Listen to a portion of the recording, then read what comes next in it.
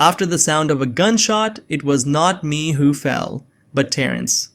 He let out a groan. It seemed that he wasn't dead after all. Thomas Crew, come here.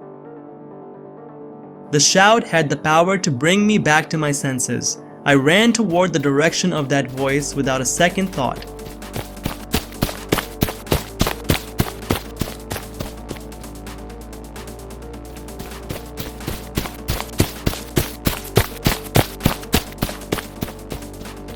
Along the way, I fell several times, but I didn't have the luxury of feeling pain. Once, when I turned toward the direction where Terence had fallen, multiple lights had moved there. They were definitely Terence's subordinates. After running desperately for a while, my name was called out by someone once again. It was clear that the voice had lowered in volume, probably to avoid being heard by Terence's subordinates. As I got closer to the source of the voice, a large silhouette appeared in the darkness. Thomas Crew, if you don't want to die, get on the boat. Upon closer inspection, I realized this was by the lakeside and a small boat was floating on the pitch-black water. I had no other choice.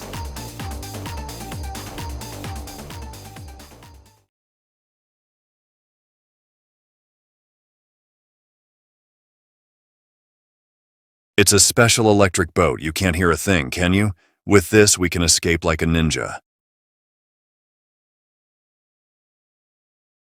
It seems you're still confused, but I took a risk to help you, so you have an obligation to answer my questions. I didn't say anything. I just nodded a few times. First, you are Thomas Crew, right? I nodded. Don't just nod, answer me aloud. I can't see well in the dark. Got it! I gave such a short answer. Indeed, due to the darkness, I couldn't see his face very well either. Do you know the name of the man you were with? He introduced himself as Terence MacDonald. I was the one who shot Terence, but did he die? No, he did not die. The fallen man was groaning. Damn it, I failed again. I believe he was probably wearing a bulletproof vest. That's probably true, but at that time I didn't have the luxury of aiming for his head. Who are you exactly? You are going to become a fugitive from now on. I can't reveal my identity to someone like you. Are you not going to help me? Unfortunately, I am not a hero of justice.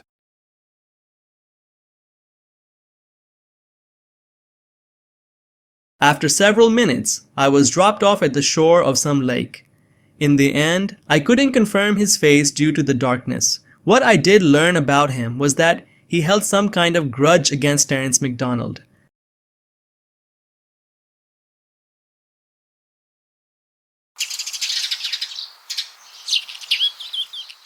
The sunrise. It is the first dawn I greet as a fugitive. During the night, I kept thinking about who I should ask for help. The police and government agencies are of course out of the question. What about the media? Probably not them either. There is a house in Pennsylvania where my parents live, but it is undoubtedly being watched by the police. Casey's house is the same. Casey's daughter, Carli, can't be trusted as much as Casey. The sad part is, Mike was the only friend I had. In the darkness that spread within my heart, I saw a glimmer of light. Abbie Dowell. She is more of a good colleague than a friend, but she wouldn't sell me out to the police. However, I have no means of contact. I gave my smartphone to one of Terence's subordinates. Huh? Come to think of it, why did I go to Casey's house yesterday?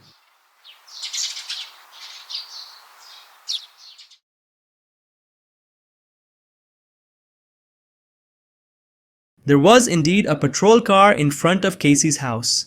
It seemed that one police officer was waiting inside. This could work. I hid myself in the bushes and whistled. John came out of the doghouse.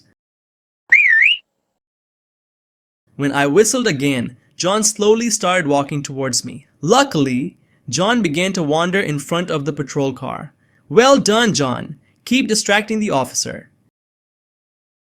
I moved to the back of Casey's house and then circled around to the wooden deck. The item I was after was in the same spot as yesterday, the landline-style smartphone. I grabbed it and quickly left the house.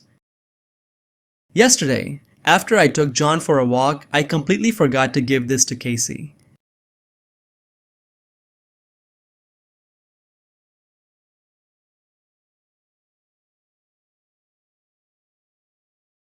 I sneaked into a farm's barn and plugged the landline-style smartphone into the outlet. It was now possible to make a call, but I decided to wait until the battery was charged to some extent. It's possible that Terence is monitoring my workplace phone and my colleagues' cell phones. If that's the case, calling or emailing Abbie's phone directly would be dangerous. But what if I pose as a real customer and request home care services? Even if the call is overheard, no one would likely suspect anything. I took the baseball cap that was hanging on the barn wall. This is theft, but I'm sure God will forgive me.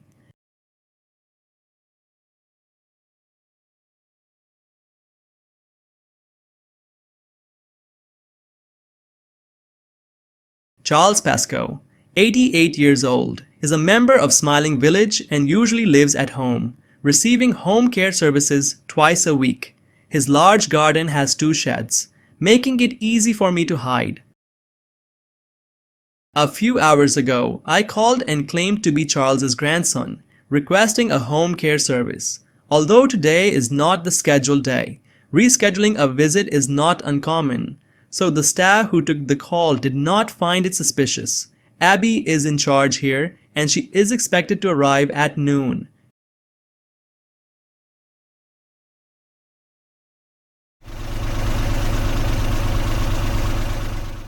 At noon, a company car from Smiling Village arrived. However, the person who stepped out of the car was not Abbie, but Greta. I was momentarily confused, but there was no time to hesitate. Besides, I had a good working relationship with Greta. She would surely believe me. I stepped out from behind the shed.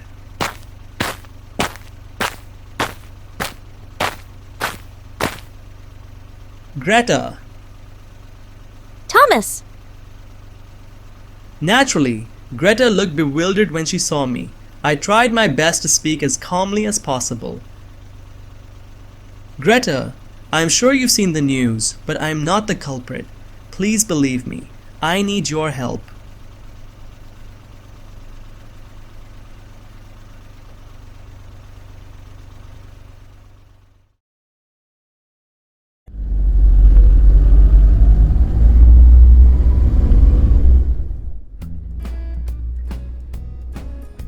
As I sat hiding in the back seat of the company car, Greta, who was driving, spoke to me. Thomas, what do you plan to do next? I don't know. That was my true feeling. If Oswald had lived a life on the run without being arrested by the police, what kind of life would it have been? Why don't you escape to Canada? Are you telling me to survive in the mountains?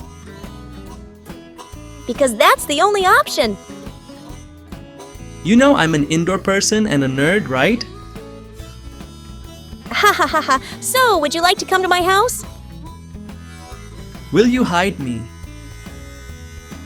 I can't do it for a long time, but it's possible for a while. I live alone. I was so happy that I almost cried. If I could hide in Greta's house for a while, this worst situation might improve. Thank you, Greta. Then please allow me to live in hiding at your house for a little while. Can you do cleaning, laundry, and cooking? I will work like a slave for you.